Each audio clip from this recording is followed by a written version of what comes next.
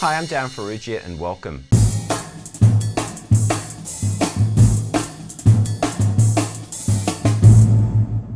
One thing I love to reiterate when I'm teaching and also I guess when I'm practicing is basically the idea that I am, or the student is, or the drummer is 100% responsible for the sound that they produce on this instrument. If you had 4 different drummers playing the groove that I just played, I can guarantee that it will sound different 4 different ways because everyone has a different touch and a different approach to extracting the sound from the instrument. So when I talk about the quality of the sound that you produce, it's the sound that you produce. It's not the sound of your drums. It's not the wood that the drums are made out of, or how you've got it tuned, or what sort of heads you're using, any of those things. It's really the sound that you make. You can make a great kit sound terrible if you're not playing it right, or you're not hitting it right, or you're not extracting the sound from it that you should be. So I want to talk about this idea that I talk about in my book, and that is that generally speaking, when I'm hitting the snare drum, when I'm playing a backbeat, I'm playing a rim shot, but I'm also having the tip of the stick in the center of the drum. And that's going to give me the deadest and fattest sound. Well, we'll see. For an example, this is the center of the drum here. So what I do is I try to play my rim shots so that the tip of the stick is in the middle of that drum where I just pointed.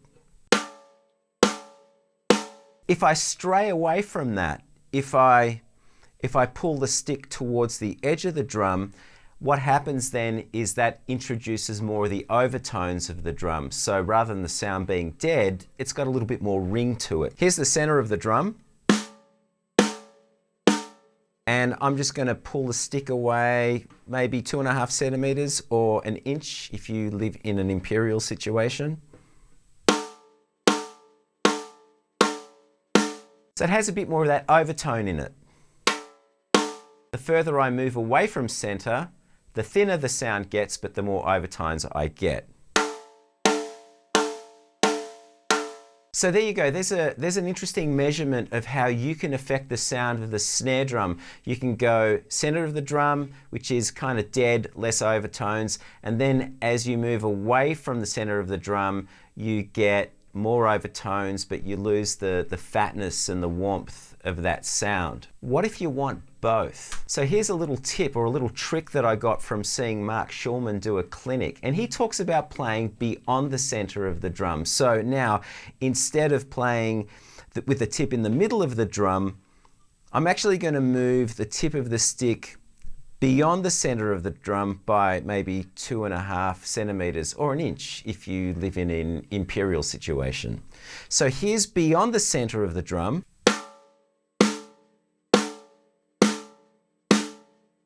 A nice fat sound, and then I can control the amount of ring I get by moving further away or further beyond the center of the drum. So let's see what happens if I move just a little further beyond the center.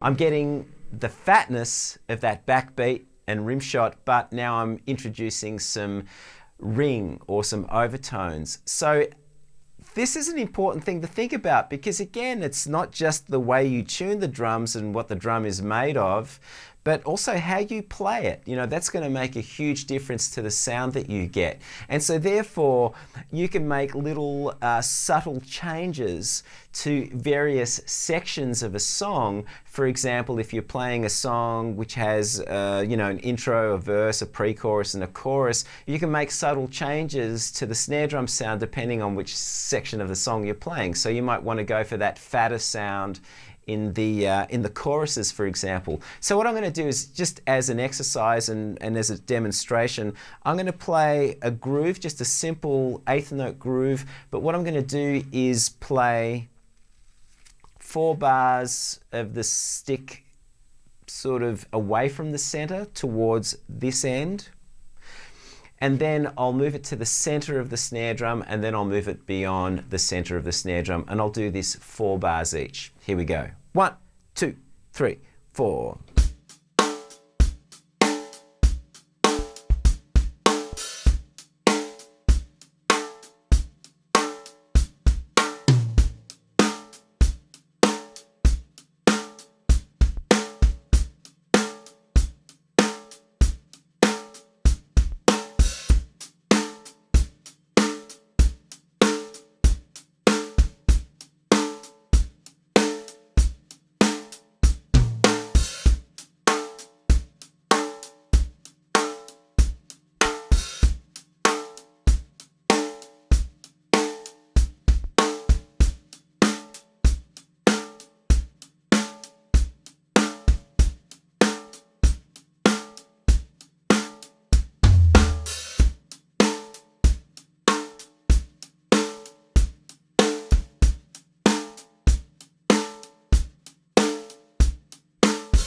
So those changes, those variations are very subtle, but under a set of microphones, it can actually make a difference.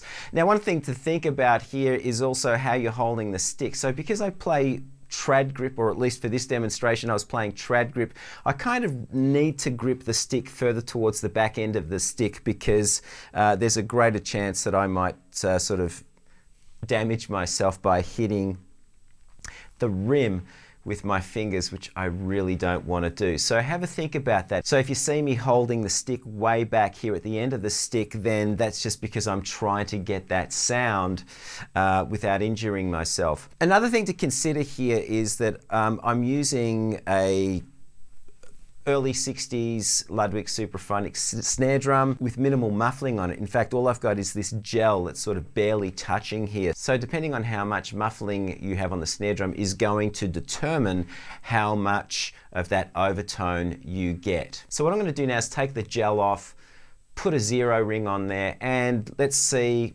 how this sounds. I have a zero ring on the snare drum. Let's have a listen to this. This is me hitting dead center.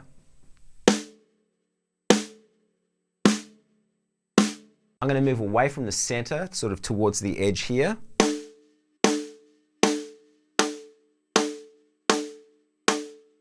Not my favorite sound, but it is a sound.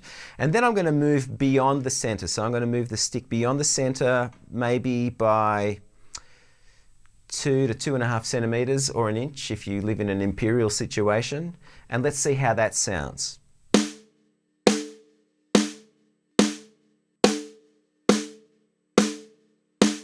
Okay, so it's definitely fatter. Let's compare the center and beyond center.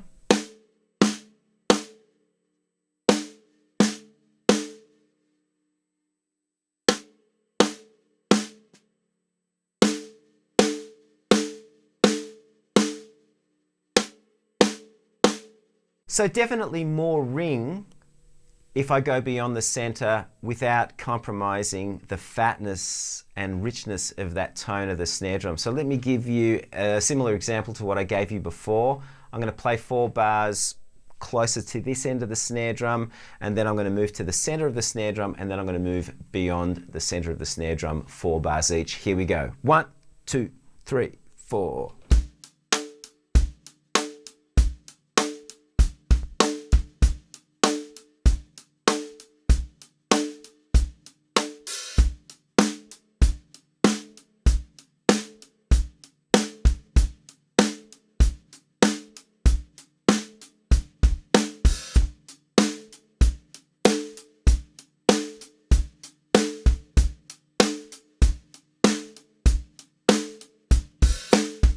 So there you go, it's very subtle, it does make a difference, but it also makes you think carefully about where you're hitting the snare drum so that you're not just throwing the stick at the snare drum and hoping that it gets close to the middle, but you're otherwise very conscious of where you're hitting the snare drum, where you're playing the snare drum.